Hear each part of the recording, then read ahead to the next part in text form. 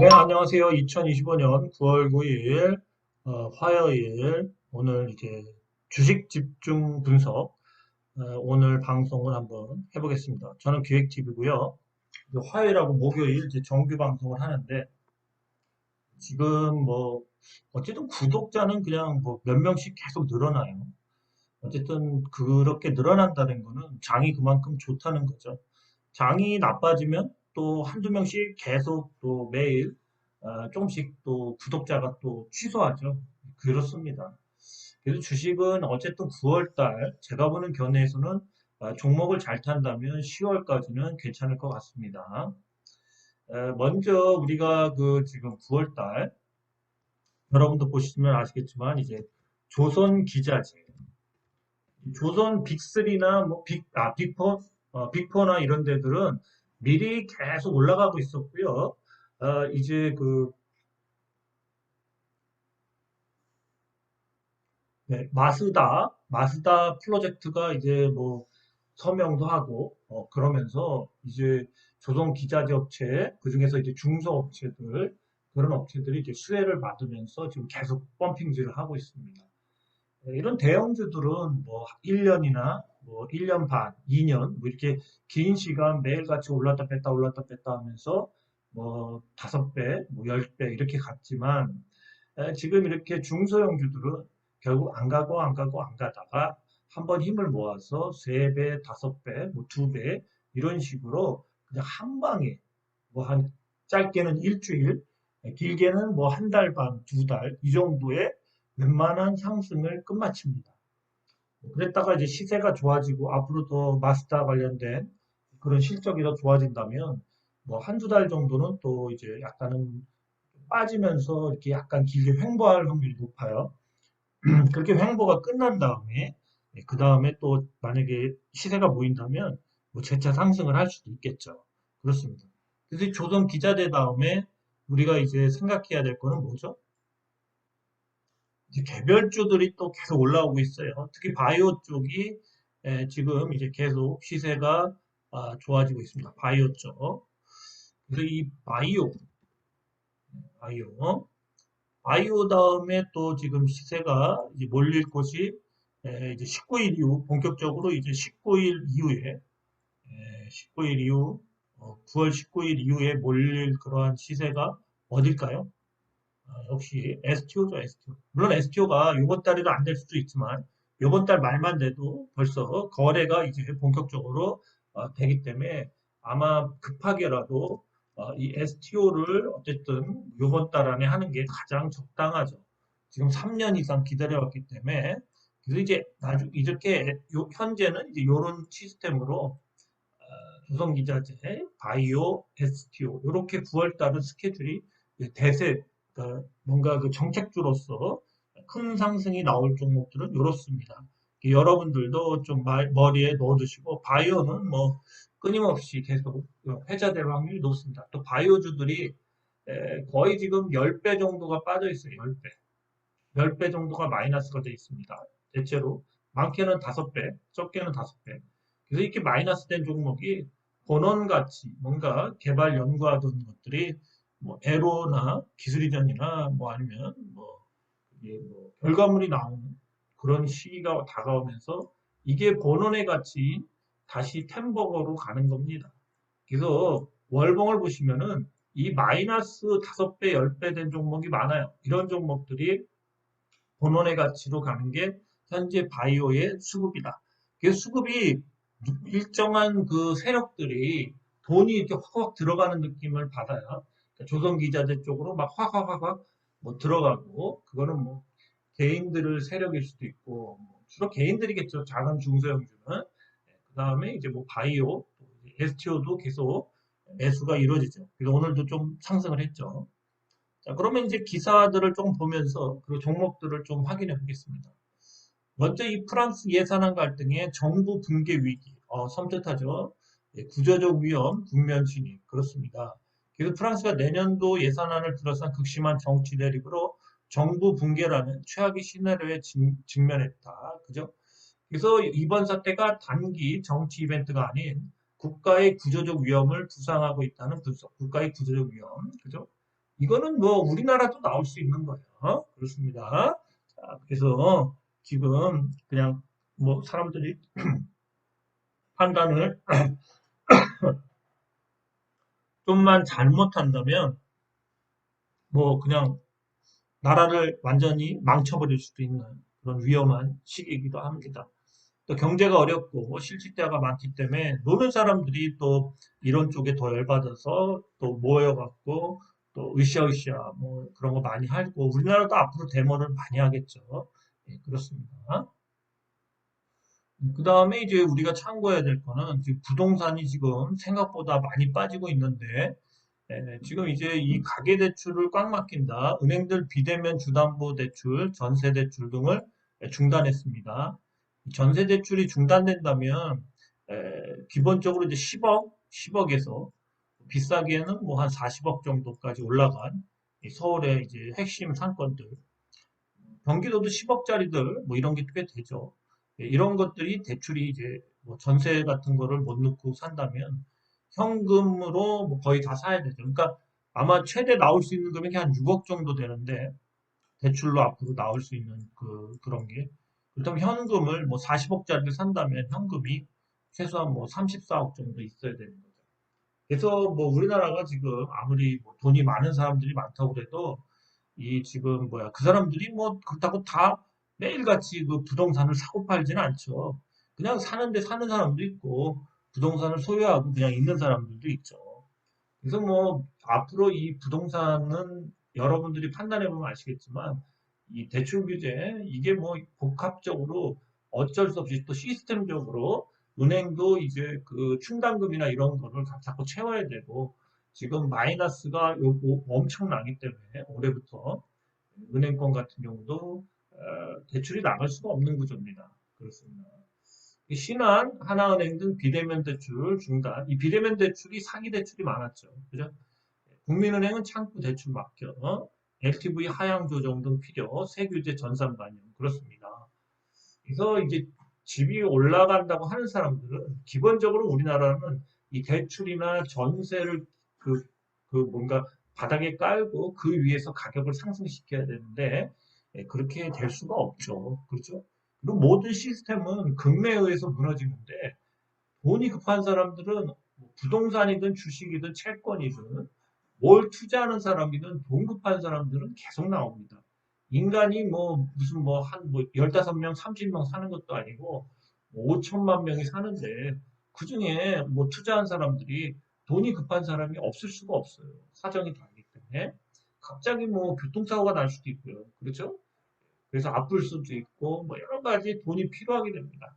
그래서 급매로 나오기 때문에 특히 이 뭐야 부동산은 황금성이 약하기 때문에 막 만약에 뭐 특히 이 지방 쪽에 있는 뭐 부동산 뭐 전원주택이 됐든 뭐 이런 건물들은 돈 회전율이 거의 힘들죠. 지방에 그 언제 뭐 돈이 빠질지도 모르고 그러는데 그 돈을 뭐 몇억 이상 투자할 사람이 옛날같이 경기 좋을 때 아니면 없습니다. 그래서 지방은 거의 뭐 많이 무너졌지만 이제 수도권부터 이제 서울도 이제 많이 무너지고 있습니다. 딴 기사 보겠습니다. 네, 그리고 또 이런 기사 보시면 은행의 전세자금 대출도 옥죄기 나섰다. 하나신라, 어, NH, IBK, 기업은행 등 잇따라 취급 제한, 업계 리스크 감소하나 실수요자 주거 안정 위험 뭐 이런 얘기가 있는데 어쨌든 뭐 이 대출, 이 전세 대출은 옥죄일 수밖에 없는 구조죠. 네, 그렇습니다. 그리고 금융권에서도 그렇고 국가에서도 뭐 더 이상 돈을 뭐 이런 쪽에 찍어서 부동산 쪽에 공급할 수가 없는 여력이죠. 그죠? 우리나라 지금 이 M2 시장이 풀린 돈만 해도 국가에서는 전혀 빨아들이지 않고 계속 돈을 찍어대죠. 윤전기를 계속 돌립니다. 그래서 우리나라가 기축통화국도 아닌데 윤전기를 계속 돌리기 때문에 결국 이 환율에서 아마 엄청난 지금 환율도 1390원, 80원 여기서 이제 묶어뒀는데 이게 뭐 언제까지 가겠습니까? 지금은 환율이 고착화되고 있죠. 예, 그렇습니다.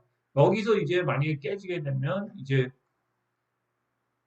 아마 1,400원대에서 1,500원 그 사이가 또 다시 고착화되지 않을까. 그래서 뭐 서서히 뭐 아마 환율로 우리나라는 아마 버티다 환율로다가 한 1, 2년 후에 무너지지 않을까. 제가 보는 견해는 그렇습니다. 환율 체크 잘 하셔야 돼요. 그러면서 이제 이 건설업 같은 경우 중소건설사가 줄패요. 옥제는 건설자금 대출, 그죠? 소규모 건설사 이자도 못 버틴다. 벼랑끝 위기.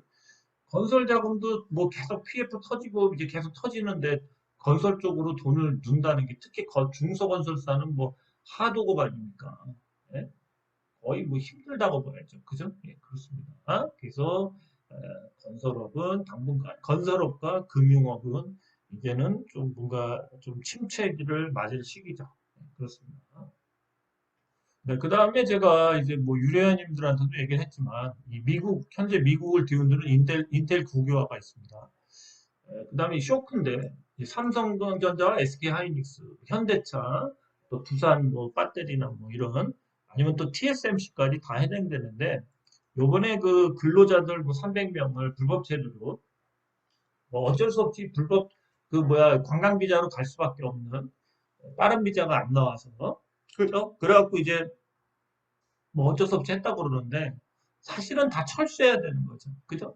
우리가 돈도 투자해야죠. 가서 기술자가 가서 공장도 져주고 그 사람들 또 숙련된 기술자를 양성까지 해줘야 된다. 이게 트럼프인데 저는 굉장히 비관적으로 봅니다.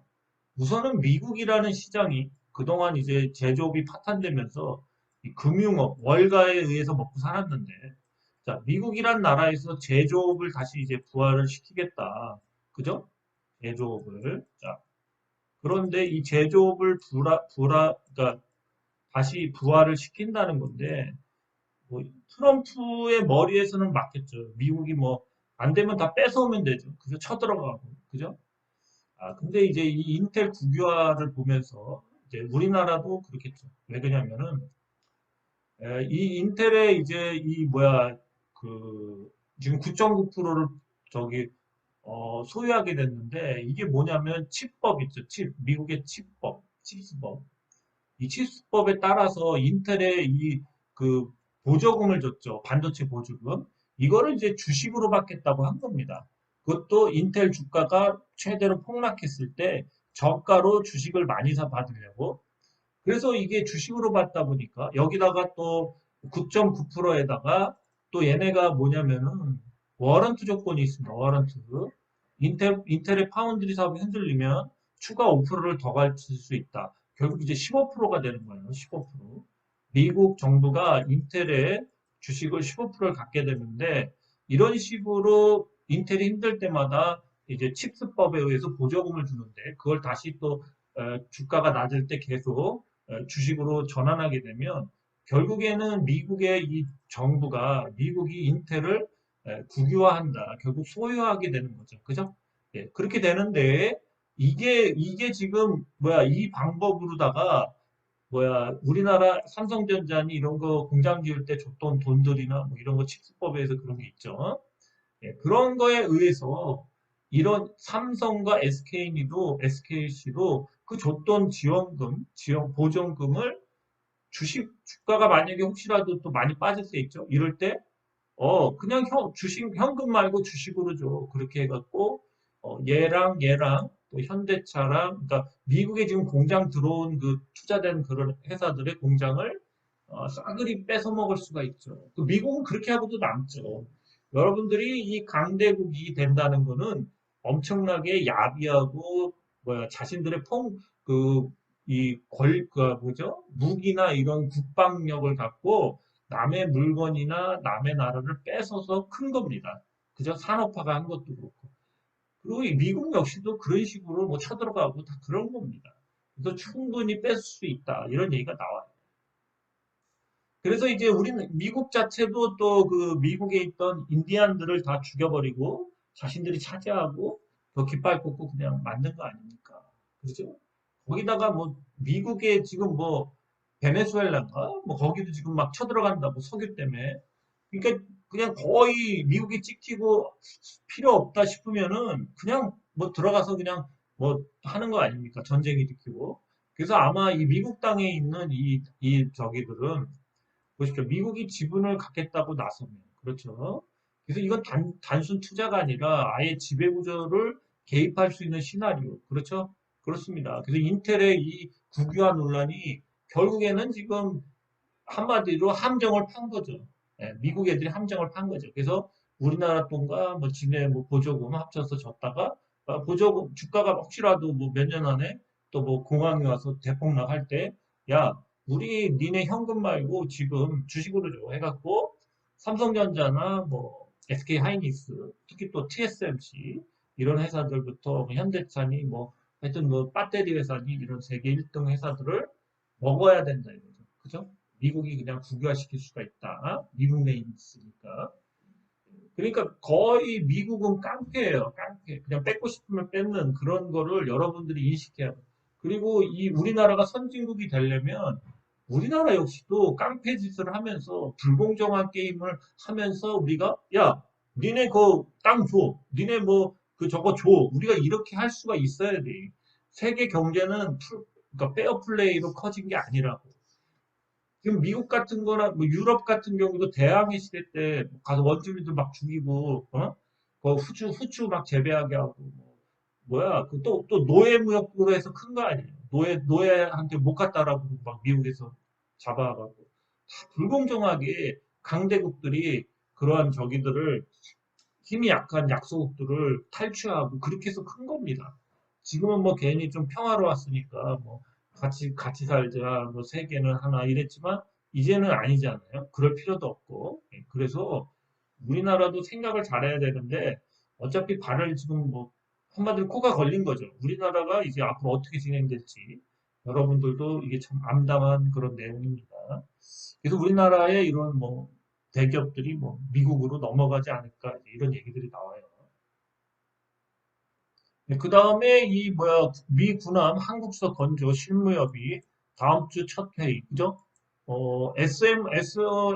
SMR인가요? 그 저기 뭐야 유지보수 그 개조 이런 것들 함선에 그런 것도 해줘야 되지만 지금 당장 미 군함도 져야 돼. 지금 만들어야 돼. 중국과 경쟁하려면. 그래서 이거 지으려면 뭐 독이나 이런 거 많이 필요하죠. 그래서 이거를 실무협의를 다음 주부터 한답니다. 다음 주부터. 그래서 지금 계속 올라가는 거예요. 조선 기자재 그런 저기들이 당연히 올라가야죠. 이런 걸 하는데 그죠? 정작 떨어질 때는 언제일까요? 막 계약이 우수수 막 되고 그러면 또 그때 또 주가가 폭락할 확률이 높습니다. 확인이 될 때 주가가 폭락할 확률이 높다. 자, 그 다음에 STO에서 정기국회 복합과 자본시장 우선 처리 법안은 했을 때 STO를 먼저 처리하겠다. 그죠? 여기 보시면은 자본시장법하고 전자증권법 이 두 가지인데 이게 토큰증권 관련된 건데 예, 법안 소위 상정이 돼 있어요. 그래서 법안 소위가 뭐 19일부터 열린다는데 이때부터 열리면 바로 처음에 통과될 확률이 높습니다. 그죠? 예, 먼저 눈에 띄는 부분은 토큰증권 관련법. 토큰증권은 분산원장 기술을 활용해 자본시장 증권을 디지털화한 증권형 디지털 자산에 대해서 이 관련 법이 두 개인데 이 두 개를 이제 뭐야 전자증권 발행에 분산원들을 이용 허용하고 발행인 계좌 관리 기간 신설들을 담은 주식 사채 등의 전자 등록에 관한 법이다. 그렇습니다. 그래서 이러한 자본시장과 금융투자업에 대한 관한 법 요거까지 제일 먼저 19일 이후에 그래서 요번 주에도 이렇게 계속 주가가 올랐다 빠졌다 하지만 다음 주에는 조금 더 올라가겠죠. 자, 그러면 이제 거의 19일 이후에 소위가 열리면 통과될 확률이 높은데 왜 그 전부터 이렇게 되냐면 주가가 이 19일 전에 미리 벌크업을 꼭 한다. 벌크업. 그래서 이 벌크업 과정이 나와. 올렸다 뺐다 하면서 얼마까지 올리냐? 대체로 현 주가의 30%에서 많게는 50%까지 먼저 선반영을 해서 이렇게 주가를 올리는 게 상식이다. 그래요. 그래서 다음 주 19일까지 30에서 50%까지 주가가 선반영해서 벌크업을 해서 STO 관련주들이 이제부터 오를 거예요. 그래서 뭐 19일 날 바로 사면 되지. 그러면 30에서 50%를 손해보는 겁니다. 여러분 이거 큰 거예요. 상승했을 때. 그래서 여러분들 제가 지금 계속 사라고 계속 얘기한 이유가 이겁니다. 벌크업 과정에 전에 들어가야 돼요. 벌크업 때 30에서 50%를 먼저 먹고 이제 통과됐다 하면 또 막 날아가겠죠? 예, 그때 또 먹어야죠. 예, 그렇습니다. 하여튼 이렇게 이제 기사가 있고요. 아, 그 다음에 뭐 마저 다 보죠. 종목 중에 이 일동 아이디어스, 일동제약의 이제 자회사인데 PARP, 러시아 중동에 5천만 불 판권 계약. 그렇습니다. 그 계약금이 뭐 비공개, 마일스톤 뭐 5천만 불 규모, 러시아 뭐 란세사, 뭐 아랍 쿼드리사와 베나다 피랍 판권 딜 했습니다. 그래서 이거 뭐 내용들이 있어요. 그래서 일동도 이것 때문에 올라왔고 이게 뭐 계속 마일스톤으로 계속 뭐 1년에 한 번씩이나 이게 계속 받는답니다. 약이 진행되는 거에 따라서 기술 이전이 됐는데 이게 이제 뭐죠? 트리키의 제약사이기 때문에 조금 이제 조금은 떨어지죠. 사실은 글로벌 빅파마는 아니라서. 그렇습니다. 그래서 일동이 이런 호재가 있고요.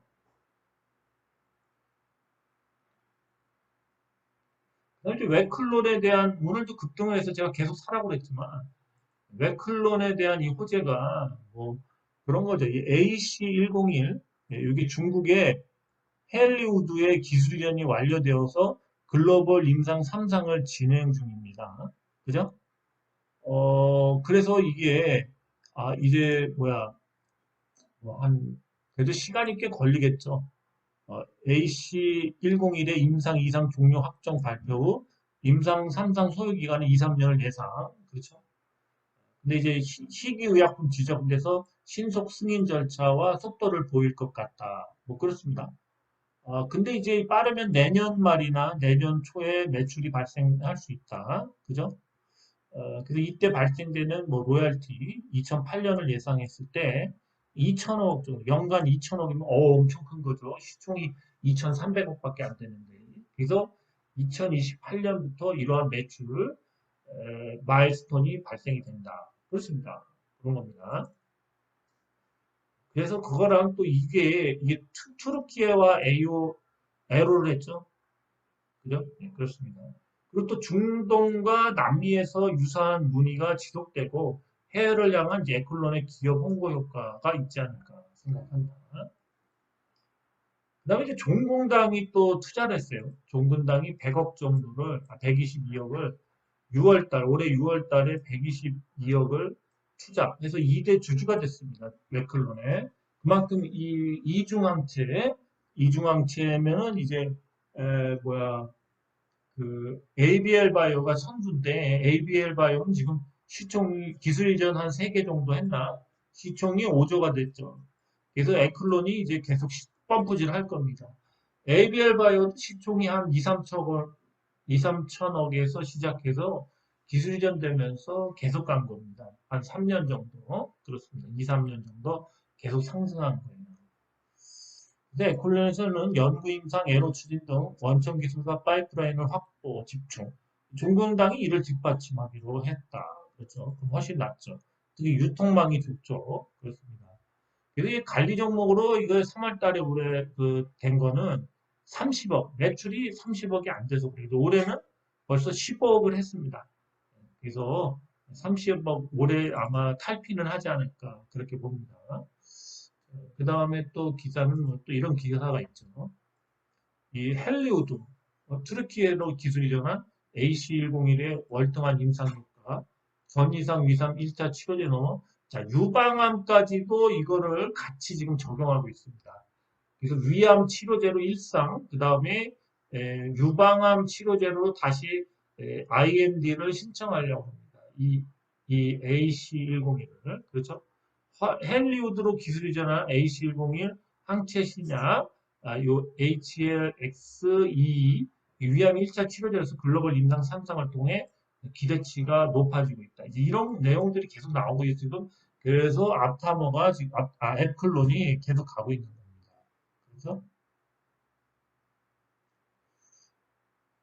그래서 여기 보시면 HLX22 이게 그 뭐 10 아까 뭐 그거죠. 미국과 유럽, 일본, 중국, 한국 등에서 임상 3상을 진행하고 있으며 올해 미국과 유럽에서 희귀의약품 지정을 받았다. 현재는 HER2 발현율이 낮고 유방암을 대상으로 임상 2상이 진행되고 있으며 이를 통해 적용증이 위암에서 유방암까지 유방암을 대상으로 임상 2상이 벌써 진행이 되고 있네. 지금은 벌써 2상까지 하고 있네요. 제가 좀 잘못 알았네. 사업 보고서에 따르면 3년 뒤부터 해외 출시가 가능하며 글로벌 상업화가 본격화될 거다. 이때 2028년에 2천억 정도의 1년에 그 마일스톤을 받는다. 이거죠. 그래서 이제 에클론은 HLX22의 개별 단계별 마일스톤과 상업화 로열티를 통해 수입을 확보할 계획이다. 그렇습니다.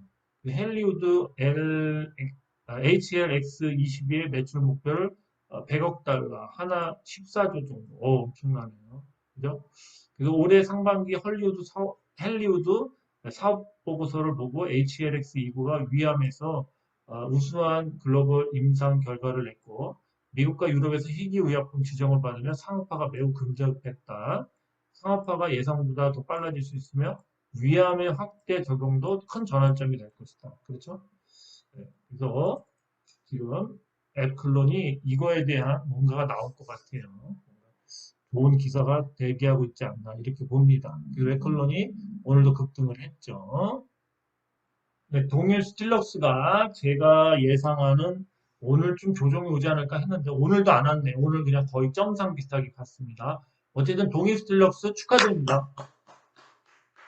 야, 이거 900원대 봤는데 금방 갔어요. 역시 그 대선조선, 자회사 대선조선이 초대박입니다. 초대박. 그죠? 자, 대선조선이 벌써 3배가 넘었습니다. 여러분들 매일 얘기했습니다. 대선조선. 그죠? 어쨌든 저는 또 어제 또 팔았죠. 네. 근데 저는 이걸 이상하게 단타로 잡고 팔게 돼요. 2번 먹긴 먹었는데 저는 뭐 그렇게 맨 처음에 1,300원인가 1,000 얼마 들어갔던 거를 좀 뭐 그래도 한 거의 30% 정도, 30%좀 넘게 먹었나? 그 다음에 뭐 어제 판 거는 뭐 그렇게 많이 먹지 못한 것 같아요. 한 20% 먹었나? 하여튼 그렇습니다. 근데 계속 갖고 있었으면, 예, 제가 이거 요때 들어갔을 때, 요때 어딘가, 여기 어딘가 들어갔던가. 아닌데, 여기 어디서 들어갔죠? 여기에서. 그래요? 그냥 갖고 있었으면 굉장히 좋았을 텐데, 자꾸 짧게 짧게 던지다 보니까, 저도 좀, 그렇습니다. 자꾸 단타로 하다 보니까 또 단타는 단타로 대응을, 그 종목을 단타를 치다 보니까 또 단타로 대응하게 돼요. 제가 본 견해는 이제 맨 처음에는 여기를 이제 뚫었다가 이 갭자리를 메꾸지 않을까 하고 이제 얘기했는데 그거보다는 뭐 시세가 이거를 뭐 뛰어넘었죠. 그렇습니다. 지금 보면 갭이 여기도 뚫리고 여기도 뚫렸습니다. 지금 여기 또 엄청 뚫렸어요. 그래서 이게 과연 어떻게 갈지 참 궁금합니다. 궁금해요. 내일은 또 점으로 가나? 이렇게 그냥 점으로? 어쨌든 내일은 사실은 풀리는 게 맞아요. 내일은 풀리는 게 맞는데 함부로 말을 못 하겠습니다. 예, 이거 제가 틀렸거든요. 계속 틀렸어요. 어쨌든 저는 계속 틀려도 살 게면 산다고 사는데 뭐 오늘 같은 경우 살 게도 없었고 그렇습니다. 자, 동일 스틸럭스가 내일까지 간다면은 자, 이런 모양이 되겠죠. 이런 모양. 그죠? 대충 이런 모양이 될 텐데. 내일은 상이 깨지지 않을까요? 설마 여기까지 그냥 단반에 찍고 올까요? 그럴 수도 있겠죠. 그럴 수도 있겠죠. 와, 대단하죠? 이렇게 월봉이 되는 차트는 또 오랜만에 봅니다. 힘이 강한 거죠, 힘이. 어쨌든, 뭐, 이거 템버거 갈 건 확실해요, 템버거. 자, 그럼 이게 얼마 갈까요? 자, 이게 시작점이 660원이죠. 그죠? 최소한 뭐, 요걸 기준으로 잡는다면, 그죠? 그럼 한 6,000원 정도는 가겠죠, 최소한. 그죠? 야, 근데 여기만 가도 6,000원이네. 거의 6,000원 넘네. 거의 템버거네. 여기만 가도 템버거야. 그죠? 저점 대비 템버거죠. 여기서부터 갔으니까. 와, 대단하다. 템버거는 눈 깜짝할 자에 가는 거예요. 그죠? 저도 이거를 제가 분석해 놓고 900원대 봤던 게 이렇게 빨리 올라올 줄은 몰랐습니다. 저도 요즘에 너무 급등주를 안 하다 보니까 좀 제가 감을 잃은 거 인정합니다. 제가 요때 사라고 계속 얘기했죠, 요때. 그죠? 유료 회원님들한테 제가 요때 얘기하면서 분명히 대선조선이 최소한 1조에서 4조 정도 되는데 동일 스틸럭스의 시총이 그때 당시 200억인가 250억밖에 안 됐죠. 현재 이제 1000억이 가까워졌습니다. 1000억 벌써. 그죠? 1000억이 가까워졌죠. 그죠? 야, 근데 대선조선이 만약에 워크아웃을 졸업한다면 얘가 대선조선의 지분 45%를 갖고 있기 때문에 사람은 시총이 5천원까지도 최소한 5천원까지 갈 수도 있겠네. 워크아웃을 졸업한다는 하에. 그럼 이거 지금이라도 사야 되네. 내일 많이 흔들면 사야 되네. 그죠? 근데 주식이 흔들면은 또 일봉상 이렇게 흔들면은 또 뭐 이렇게 계속 이렇게 흔들어요. 좀 그래도 한 보름 정도 한 빠르면 2주 늦으면 한 4주까지 흔들다가 다시 가야지 차트가 맞죠. 그렇죠? 네, 그렇습니다. 그래서 좀 흔들 때 한번 들어가 볼까 또 하고 있습니다. 그 들어가면 좀 꾸준히 있어야죠. 와, 근데 뭐 멋있게 가죠. 이런 주식들 만나시길 바랍니다. 대박은 가까이 있는 거예요. 제가 이거 그 표 만들어서 유료 회원님들한테 방송했던 게 이때 일요일입니다. 일요일. 예? 그죠? 900 얼마? 960원? 그렇죠? 예, 그러니까 돈 냄새를 잘 맡는 사람은 누군가 샀을 수도 있지. 저는 좀 맞긴 맡았는데 이걸 단타로 산 내가 바보죠. 그죠? 바보입니다. 어쨌든 2번 먹었는데 2번 먹을 게 아니네. 이게 밑에서 한 1000원에만 샀어도 벌써 3.5배 정도 수익이 났겠는데, 이야, 단타로 대응한 제가 바보죠. 어쨌든 좀 동일 스틸럭스로 좀 수익 나신 분들, 최소한 뭐 6,000원은 갈 것 같습니다. 6,000원은. 그러면 템버거예요, 템버거. 지금 어차피 대충 600원에 샀다면 그 600원까지 산 사람은 여긴 없겠지만 후원 좀 해주십시오. 돈 많이 벌으셨을 텐데 예? 방송 보시는 분 있으면 예? 커피 한 잔 좀 사주십시오. 이 정도 벌었으면 어쨌든 동일 스트럭스 축하드립니다. 저는 여기 들어가 있는 사람들이 뭐 때문에 배 아프고 뭐 사촌이 땅 사면 배 아프고 이렇지 않습니다. 주식은 그런 마인드로 하는 사람들 있습니다. 댓글 보면 막 배를 꼴려갖고 댓글을 쓰는 사람들이 있어요. 네, 그런데 그러시면 안 돼. 주식은 네, 그렇게 하면은 크게 안 보이고 여러분들이 이 주식을 하는 거는 꿈을 먹고 사는 겁니다. 이런 꿈, 이런 꿈을 먹고 사는 거예요. 이런 꿈. 그죠? 이런 꿈을 먹고 사는 거기 때문에 여러분들이 그렇게 좀 뭔가 이렇게 벨이 꼴리고 좀 약간 그 이상한, 좀 그런 나쁜 마인드로는 돈 많이 못 벌어요. 동일 스틸럭스 축하드립니다. 자, 딴 종목 보죠. 자, 제가 동일 스틸럭스를 하면서 파인베스트를 같이 했죠. 공장을 못 계속 돌린다. 주야로 빵빵하게 돌린다 하면서 요때 얘기했습니다. 요때. 파인베스트는 1,500원대 얘기했어요. 1,500원. 자, 근데 아무도 안 샀어. 얘 근데 더 갈 수 있어.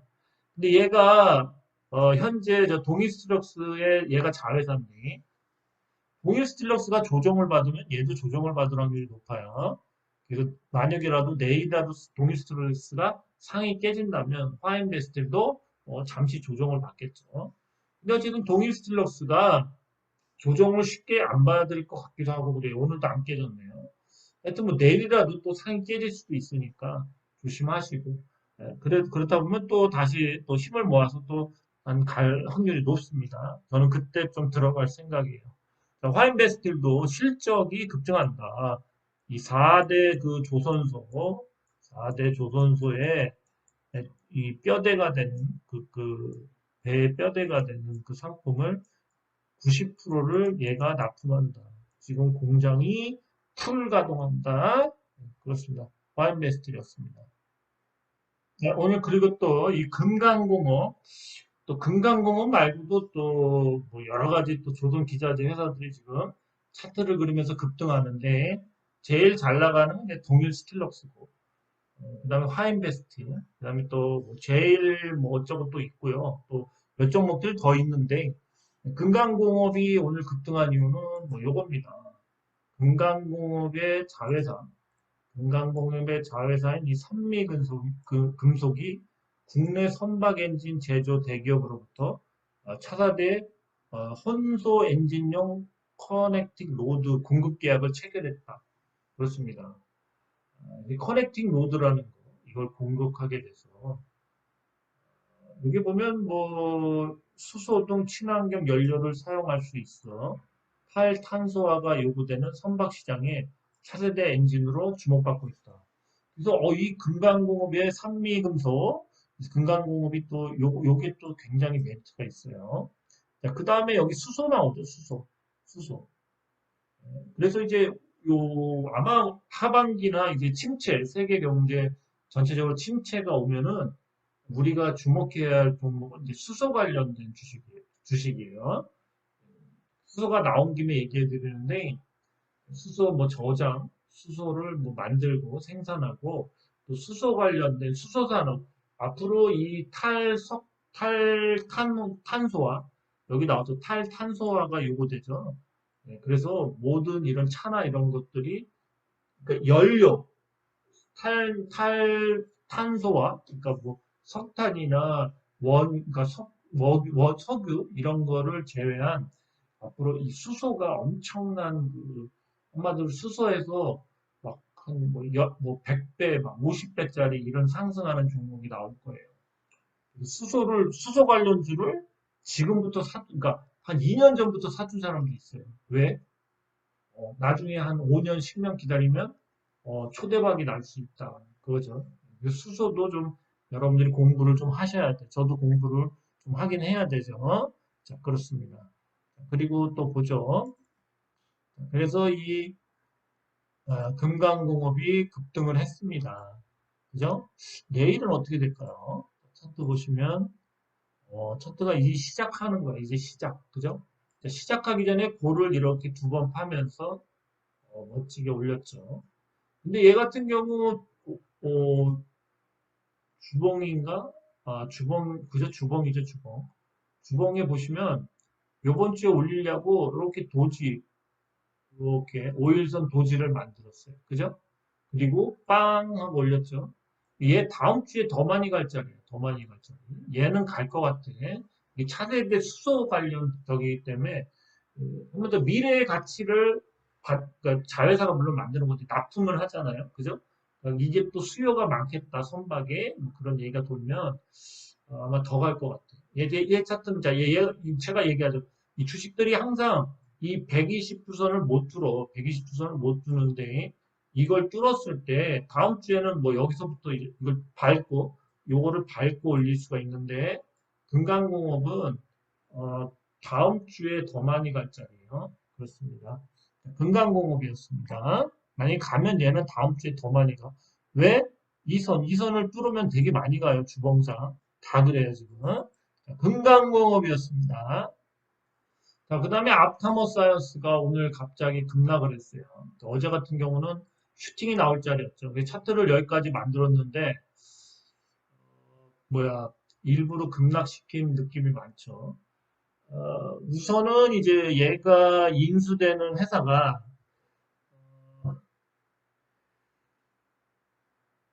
알티캐스트죠. 알티캐스트. 알티캐스트인데 걔네가 뭐 전산 관련된 뭐 그런 거 하기 때문에 이 바이오하고는 좀 다르죠. 바이오하고는 다르죠.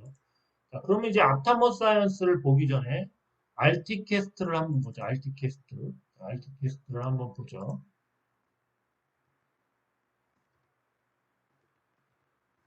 자, 알티캐스트를 한번 보겠습니다. 알티캐스트는 근데 오늘 되려 상승을 했죠. 그죠? 알티캐스트. 얘가 인수를 하는데 왠지 차트가 좀 야리끼리 하죠. 자, 이 장기 이평선 121선을 보면 이렇게 떨어졌습니다. 얘가 폭등할 것 같지 않아요? 와, 근데 얘는 세력주예요, 세력주. 완전히 이제 아타머 사이언스도 이제 얘네 세력 라인으로 들어간다. 이런 느낌을 받아요. 제 사견에는 사견입니다. 세력주입니다. 엄청나죠? 엄청나죠? 어, 엄청납니다. 주봉상 한 석 달 정도, 넉 달이 좀 안 되게끔 완전히 여기서 무너뜨리고 이제 뭐 여기까지 가거나 뭐그 이상을 갈 수도 있겠죠. 여기까지 갈 수도 있고요. 자, 그래서 RT캐스트가 제가 조심스럽게 봤을 때는 RT캐스트가 이제 발행한 뭐 시빈이 뭐 하여튼 이런 거 입금을 하는데 기간도 그렇게 나눠서 입금을 하고 뭐 그러는 거 그리고 가격대도 뭐 1,000원 뭐 1,120 뭐 1,200 얼마인가 뭐 그렇고 물론 이제 대주주 물건은 뭐 1,800원인가 사줬지만 44억에 근데 제가 봤을 때는 좀 뭔가 냄새가 많이 나요. 근데 어쨌든 이 원품물산은 바로 못 갈 것 같고 자, 원품물산을 제가 이렇게 얘기했던 거는 원래 원품물산이 10월 17일 그 뭐지 유럽 종양학회에서 뭐 발표를 한다고 그러더라고요. 그게 좀 좋을 것 같다. 그래서 그때까지 올라갈 것 같다. 이래서 제가 10월 달이면 지금 좀씩 올리겠다 생각했는데 우선은 지금 이런 게 RT캐스트에 갑자기 최대 주주 변경을 하면서 뭔가 꿍꿍이는 있는데 당장 아타모 사이언스는 10월 17일 되기 전까지는 주가가 어떻게 될지 좀 더 빠질 수도 있는 자리예요. 그래서 좀 그래요. 좀 나중엔 좋아지겠지만. 자, 근데 대륙 IT 캐스트가 지금 매력적으로 나왔어요. 매력적으로. 우선 기본적으로 뭐 이거 메꿀 또 확률이 높습니다. 얘가 인수하면서. 그죠? 바이오 쪽으로 뭐 뛰어든다던가 뭐 그런 걸 하겠죠. 유통을 하던가. 그죠? 그래서 RT캐스트가 시총이 300억밖에 안 돼요. 앞타모 사이언스하고 비슷하죠. 예, 그렇습니다. 대략 이 구간을 갈 확률이 높아요. RT캐스트가 뭘 하나 보네. 그죠? 오늘 또 상승한 것도 좀 수상하고요. 제가 보는 견해는 RT캐스트를 좀 잘 봐야 되지 않나. 그렇게 봐요. 얘를. 당장은. 그죠? 여기 나와 있죠? RT캐스트, 앞타모 사이언스 최대 주주로 신사업 영역 확대. 그죠? 뭐 RT캐스트가 앞타모 사이언스에서 뭐 하는 약품을 유통한다던가 뭐 아타모가 지금 폐암 진단 키트부터 뭐 그런 것도 많기 때문에 그런 데서 시너지 효과가 나오겠죠. 그죠? 그래서 이 제3자 유상증자 확보, IT에서 바이오로, 그죠? 바이오로 역시 뭐 나아가는 거죠. RT캐스트 특수관계에서도 유중 참여, 지배구조 재편, 그죠? 자, 디지털 방송용 소프트웨어 기업, 완전 다르죠? 근데 얘가 갑자기 바이오 한다고 그랬어요. 그렇습니다. 뭐 이런 얘기들이 있어요. 돈을 하고. 근데 알티캐스트가 어, 뭐 그렇게 돈을 많이 버는 회사는 아니에요. 그죠? 그래서 현금보다 지출이 많다. 그래서 신성장 동력이다. 그죠? 그렇죠? 그렇습니다. 또 보면 이번 유상증자를 통해 지배 구조는 앞타머 사이언스, 알티캐스트, 베너티안, NR, 라미쿠스로 이어진다. 베너티알. 베너티알의 최대 주주는 라미쿠스. 뭐 이름도 희한하죠. 이 완전 이거 세력주 같아요. 이름이 야리끼리하고 이름이 자주 바뀐다. 또 차트가 저렇게 만든다. 그러니까 사기꾼 냄새는 아니고 좀 세력 냄새가 많이 난다. 라마쿠스가 최대 주주고 베노티, 알티캐스트, 아타모 사이언스. 그래서 아타모 사이언스도 뭐 어쨌든 뭐 돈을 좀 받고 얘네 세력 라인으로 들어갔다. 이렇게 보는 게 맞죠. 그렇습니다. 그렇죠? 그래서 아타머 사이언스는 차트를 보시면 차트가 망가진 거죠. 근데 시간에서 조금 오르고 있거든요. 그래서 어쨌든 10월 17일 날 유럽 종양학회에서 발표하는 거 그게 좀 뭐 그것 때문에 다들 기다리고 있었는데 생뚱맞게 최대 주주 변경이 나와서 단기적으로는 근데 오르기 쉽지 않아요. 어차피 앞타머 사이언스를 매수한다면 여러분들이 앞타머 사이언스를 이제 새로 관리하는 주주라고 생각해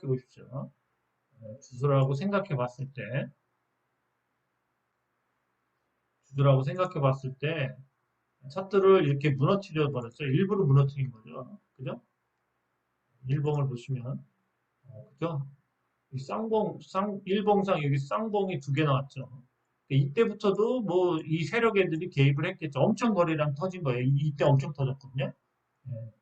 그런데 이제 또 여기 처음으로 다시 빼놓은 거죠. 그죠? 예, 그래서 다시 여기서 뭐 시작하거나 좀 뭐 더 뺄 수도 있죠. 어쨌든 여기서 요선 보시면은 요선을 지켜줘야 돼요. 요선. 이렇게 커브 틀고 있죠. 이 장기 이평선이. 예, 요선은 지켜줍니다. 요선은 지켜줄 거예요. 그래서 아마 어쨌든 여기서 좀 어느 정도 횡보하다가 이렇게 다시 올라가지 않을까 그렇게 봐요. 어쨌든 이 추세가 무너진 거는 야, 진짜 말도 안 되는 건데. 네, 어쨌든 간에 조금 좀, 어쨌든 10월 17일이 있기 때문에 그럴 때 뭐 그냥 한 방에 올려버릴 수도 있고. 그렇습니다. 어쨌든 차트가 이 장기 이평선은 이렇게 돌아서려고 그러죠. 이렇게 돌아서려고 그러기 때문에 장기 이평선이 이렇게 돌아서려고 그러기 때문에 아마 여기서부터 이렇게 올릴 수 있는 뭔가가 나오겠죠. 그러려면 이게 나중에 이렇게 가다가 뭐 이렇게 올렸다가 또 빠졌다가 뭐 이렇게 가야 되겠죠. 계속. 그렇습니다. 그래서 크게 제 생각에 설마 그렇다고 이 주식을 뭐 최대주가 바뀌었다고 여기까지 뭐 빼고 이거는 아닌 것 같아. 이건 그냥 뭘 한번 그냥 겁주기에서 뺐다가 밑꼬리 달고 이렇게 올릴 수는 있겠죠. 어쨌든 간에 그건 아닌 것 같고. 하여튼 뭐 웬만하면 이선을 지지하진 않을 이선을 지지하면서 뭐 올리던가 하지 않을까 그렇게 보고 다만 이제 10월 17일까지 그 전까지 좀 급등할 거는 좀 없지 않을까 그렇게 봐요. 사실은 이때 다들 그런 뭐 좋은 거 나올 줄 알고 이제 기다렸던 건데 최대주주 이게 나오면서 깨졌기 때문에 물론 이거를 내일이나 모레라도 이렇게 쭉 메꿔버리면 달라요. 이렇게 쭉 메꿔버리면 그러니까 이런 식으로 이렇게 바로 메꿔버린다면 다시 추세를 이어가겠죠. 추세를 다시 이렇게 이어가겠죠. 어쨌든 현재로서는 제가 봤을 때는 과매도 상태예요. 그래서 크게 떨어지진 않겠다. 장난칠 수도 있겠지만 장난 안 치면 크게 떨어질 자리는 안 떨어질 그런 소재는 아니다. 그렇게 봐요. 차라리 그리고 아까도 봤지만 매수를 한다면은 이 RT캐스트를 RT캐스트가 뭐 매수할 자리가 되는 게 아닌가 그렇게 봐요. 그죠? 완전히 야, 이거 이때도 이렇게 선을 잘 올리다가 뭘 발표했길래 이렇게 꼬꾸라졌는지 모르겠네요. 그죠? 이 선을 완전히 이렇게 꺾었어. 그래서 이게 지금 골든 크로스가 날 수 있죠. 그래서 조금씩 올리면서 이렇게 올릴 수도 있습니다. 이렇게까지는 아니고 이렇게. 그죠? 여기까지 가면 대박이에요, 대박. 예. 거의 뭐 3배, 3배 가는 거예요, 정확하게 3배 단기적으로. 그죠? 그래서 이 알티캐스트를 좀 잘 봐라. 알티캐스트. 얘가 이제 신사업을 어쨌든 하는 거잖아요. 그리고 이제 앞탐브 사이언스는 이제 요번 달은 아니지만 다음 달에 호재가 나오고 그 호재를 통해서 알티캐스트는 여기까지 어쨌든 뭐 무슨 악재에 의해서 밀었겠죠. 근데 여기서 횡보하면서 여기서 좀 매집을 했을 것 같아요. 더 매집을 할 수도 있지만 그러다가 이런 식으로 쭉 올릴 수도 있죠. 그죠? 여기까지 우선 가면 수익이 엄청나죠. 우선. 이 골은 메울 수 있는 뭐 재료가 되지 않을까 그렇게 봐요. 알티캐스트까지 자, 얘기했습니다. 자, STO 관련주 좀 한번 보겠습니다. 핀거가 오늘 제일 좀 많이 상승했죠. 그동안 못 갔는데, 핀거가 요거 다 뚫었네, 한 번에. 얘가 또 상승을 크게 하려고 합니다. 좋네, 좋아졌네. 한 번에 이렇게 올리면서, 물론 내일 빠질 수도 있지만, 그죠? 이 월봉상 5일선도 이제 다 살렸어요. 자, 핀거한테 집중하시기 바랍니다. 핀거 괜찮죠? 자, 지금 핑거, 이제 STO 또 하나 또 보죠. 자, 그 다음에 뱅크웨어 글로벌도 오늘 많이 빠지다가 갑자기 올리니까 엄청 흔드는 거죠. 그죠? 엄청 흔드는 건데. 어, 얘는 조금 힘은 약했지만 어쨌든 5일선을 다 돌파해서 내일이라도 이렇게 해놓으면 이렇게 타고 계속 갈 수 있겠죠. 이렇게. 그러다가 뭐 뻥뻥뻥 갈 수도 있고. 뱅크웨어 글로벌 오늘 두 번째로 상승을 많이 했습니다. STO 중에. 그다음에 갤럭시 어머니트리도 상승을 좀 많이 했죠. 오늘 3.81%. 얘 역시도 이제 얘는 요걸 못 뚫겠어요. 61선 요것만 뚫으면 저항선 없이 이런 식으로 쭉 갈 수 있어요. 얘도 계속 가려고 합니다. 갤럭시 어머니트리였습니다. 그 다음에 ITIG가 많이 빠지다가 오늘 반등을 줬죠. 쌍바닥에서 정확히 반등이 나왔어요. 그죠? 그래서 계속 이제 어쨌든 여기를 한 번만 쭉 올리면 다 통과합니다. ITIG도 반등이 나왔다. 자, 그 다음에 K옥션 보겠습니다. K옥션. 자, K옥션도 5일선 위에 올려놨네요. 5일선 위에. 요거는 뭐 내일이라도 뚫던가 아니면 내일 음봉을 또 줄 수도 있죠. K옥션도 차트를 만들어 보겠습니다. 서울옥션 한번 보겠습니다. 서울옥션. 서울옥션도 그렇죠. 차트가 이제 수렴이 다 끝나서 얘도 이제 가려고 하는 차트가 만들어지고 있습니다. 서울옥션. 조만간 뭐 한번 슈팅이 나오겠죠. 그렇습니다. 이렇게 상승을 했고요. 또 개별주 몇 개만 더 보겠습니다. 네, 큐로셀 오늘 좀 조정이 심했는데요.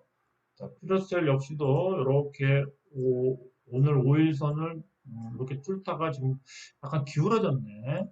내일도 빠지려나? 어쨌든 요번 주 다음 주만 뭐 나올 수도 허가 신약 허가가 나오면 뻥뻥뻥 가겠죠. 그죠? 신약 허가 나오기 전까지 계속 차트를 만들고 있습니다. 어쨌든 뭐 이런 식으로 계속 차트를 다시 좀 조정줬다 또 이렇게 그죠? 큐러셀도 이제 신약이 가까워오고 있습니다. 신속 처리 그죠? 첨생법에 의해서 아마 9개월 정도 지났기 때문에 조만간 나와야 되지 않나 그렇게 봅니다. 큐러셀 9월, 10월 뭐 9월엔 나오겠지만 9월에 안 나와도 10월까지 또 가져가야 되는데 그러면 뭐 많이 먹습니다. 최소한 2배에서 3배 정도까지 3배 정도는 먹을 수 있지 않나 그렇게 생각합니다. 큐러셀이었습니다. 큐러셀 다음에 큐러셀도 좀 참고 기다리면 이제 분명히 큰 수익이 올 거고요. 앱클론 역시도 아까도 봤지만 지금 그 앞으로 1년에 2천억 정도의 마일스톤을 받을 수 있는 2028년도부터지만 그런 기대 심리에 의해서 주가가 움직이는 것 같습니다. 자, 그래서 오늘 같은 경우도 잘 가다가 여기서 일부러 눌렀죠. 그죠? 차트를 만드는 것 같아요. 지속적으로 상승하기 위해서. 자, 윗꼬리를 이렇게 만들어야지만 내일 시작하면 또뭐 이렇게 시작할 수 있겠죠. 윗꼬리가 있기 때문에. 그죠? 그래서 내일도 또 긴 상승이 나오겠죠. 그렇습니다. 그래서 계속 차트를 우상향으로 이렇게 계속 올리려고 합니다. 물론 조정이 어디선가 와야 되지만 당장은 좀 슈팅이 한번 나온 다음에 조정이 오지 않을까 그렇게 생각해요. 자, 에클런이 지금 위암 치료제, 그 임상 결과도 좋고, 그 유방암까지 이제 이렇게 넓혀가면서 또 임상 승인이 빨리 나올 수도 있는 희귀의약품으로 지정이 돼서 그래서 지금 그것 때문에 시세를 계속 받고 있습니다. 그 종근당이 5월 달부터 이제 한 100억 이상 투자를 해서 이대주주가 되면서 유통을 해주겠다 이런 거죠 결국. 그래갖고 에클론이 좀 더 안정적인 그러한 구조를 만들어가고 있습니다. 그래서 주가가 한번 레벨업을 하려고 해요. 자, 에클론이었습니다. 자, 에클론의 뭐그 관리 종목은 1년에 매출액이 30억이 안 돼서 그런데 올해 상반기에만 15억 좀 넘게 매출을 일으켜서 올해 지나는 12월 달 지나고 나면 관리 종목을 뭐 2월 달이나 이때 탈퇴하지 않을까. 그러면 또 관리 종목 탈퇴했다고 또 상한가 한번 가죠. 그래서 애플론이 이제 매출액 30억 미만으로 관리 종목이 됐었는데 아마 2006년 2월이나 이때쯤에 탈피를 하면서 상한가도 가고 뭐 그렇겠죠. 그래서 에클론도 지속적으로 이 이중항체가 ABL 바이오가 이제 5조 정도의 시총이 되면서 아까도 얘기했지만 에클론도 그 뒤를 밟아서 시총이 최소한 뭐 5천억 1조 막 이렇게 커질 확률이 높습니다. 근데 그 ABL 바이오를 보면 걔가 뭐 한 몇천억에서 5조까지 가는 게 한 최소한 2, 3년 걸린 것 같아요. 2, 3년을 보유해야 됩니다. 에클론도. 그렇습니다. 한국전력이 의외로 요즘에 잘 가요. 뭐 기름, 아니 저희 전기세 올리고 뭐 그런 것 때문에 그런지 차트도 엄청 좋습니다. 한국전력을 뭐 이게 저유가로다가 시세를 받고 있죠. 그래서 월봉 봐도 거의 계속 갈주식이에요. 그죠? 갈주식입니다. 자, 한국전력, 좀 저유가, 뭐 이런 것도 받고 있습니다. 전기세 올리는 것도 있고, 한국전력이었습니다. 자, 보라티알이었습니다. 보라티알. 네, 보라티알이, 얘도 이 U자형 여기를 이제 채우려고 하죠. 그죠? 채운 다음에 뭐 이렇게 해서 더 갈 수가 있죠. 그죠? 보라티알, 보라티알은 3분기 이제 매출이 나오는 11월이나 12월 이때쯤 되면 주가가 또 레벨업을 하겠죠. 어쨌든 이 3분기 7, 8, 9, 7, 8, 9의 매출이 좀 좋을 겁니다. 메가커피 이제 음료 장사를 하는데 여름 장사의 매출이 좋기 때문에 보라티알이 실적도 좋고 화장품 사업을 발표할 때가 됐는데 아직도 안 하죠. 발표를 하지 않을까 그렇게 봐요. 이 거래량이 계속 조금씩 느는데 이 거래량이 뭐 최소한 100만 주 막 이게 터지면 아마 화장품 사업을 발표할 겁니다. 보라티알이었습니다. 자, 링크 제니시스도 국내 이제 국내 NPU, 국내 AI 가속기 거기에 이제 핵심적인 NPU 기술 그런 거 봤을 때 이제 좀 뭔가 하려고 차트가 계속 뭐 여기서 또 모이고 있습니다. 조금씩 그죠? 한번 뭐 보죠. 그렇습니다. 링크 제니시스도 뭐 나올 때가 되지 않았나 그렇게 봐요. 지금 이 개별주들이 은근히 차트를 만들고 있는 주식들이 많아요. 그래서 이렇게 장 좋고 종합지수가 막 이렇게 흔들리지 않을 때 이럴 때 뭐 주가 한번 좀 레벨업 시켜야 되죠. 그죠? 그렇습니다. 잘 보시기 바래요. 한국 맥널티, 또 뭐 코치 이런 것들. 근데 위더스 제약은 차트가 완전 망가져서 좀 이따 나중에 좀 한번 뭐 5, 6% 상승을 해야지 그때나 얘기할 수 있겠어요. 한국 맥널티도 많이 빼더니 여기서 또 이렇게 차트를 만들죠. 그죠? 이러한 것들이 또 시세가 막 모일 수도 있습니다. 이렇게. 다가 또 갈 수도 있죠. 원체 이 주식수가 적고 시총이 적다 보니까 세력이 바짝 붙어 있죠. 그래서 뭐 섣불리 뭐 거래도 별로 안 되고 거래량이 좀 늘면은 좀 들어오시면 될 것 같아요. 이제 맥널티도 이런 거래량이 이렇게 일어났기 때문에 한번 좀 뭐 할 수도 있지 않나 그렇게 봐요. 이런 대량 거래량이 일어난 후에 한 두 달 후 뭔가 큰 상승이 나올 수도 있다. 한국 맥널티. 한국 맥널티는 그 맥널티 제약인가? 걔가 뭐 계속 뭘 만들고 그래서 그게 좀 뭔가 좀 수출도 하고 있죠. 그게 거기서 뭐 만든 제품들 그런 거에 의해서 한번 좀 슈팅이 나오지 않을까 그렇게 봅니다. 네, 오늘 여기까지고요. 아까도 말했듯이 이 조선 기자재 얘네들은 이제 제가 봤을 때는 상승은 이제 뭐 대형주에서 중소형주까지 한 요번 주 정도면 상승이 우선 좀 쉬어야 되겠죠. 많이 상승했으니까. 그 다음에 이제 그 바이오가 또 좀 많이 뜨려고 뭐 개별주 중에서 그리고 STO는 이제 9월 19일 이후에 뭐 소위가 열리면 바로 통과가 될 확률이 높기 때문에 아마 다음 주 금요일 그때부터 좀 시세가 많이 나오겠죠. 근데 그 전부터 좀 주가를 올려야 돼요. 그래야지 이렇게 계속 빼놓고 있으면 물량을 계속 뺏기는 거죠. 그죠? 기대심리에 의해서 주가가 매수세가 들어오기 때문에 그 전에 벌크업을 뭐 30%에서 50% 정도 하는 경우가 많습니다. 큐러셀이나 뭐 에클런 이런 것들 잘 보시기 바랍니다. 네, 오늘은 여기까지였습니다. 좋은 밤 되세요. 감사합니다. 그리고 좀 제가 뭐 조금 도움이 되셨다면 뭐 커피 한 잔이라도 거의 뭐 한 달 정도 아무것도 후원이 없네요. 그래도 한 달에 한두 개는 나와야 되지 않나요? 그래야지 하는 맛이 나죠.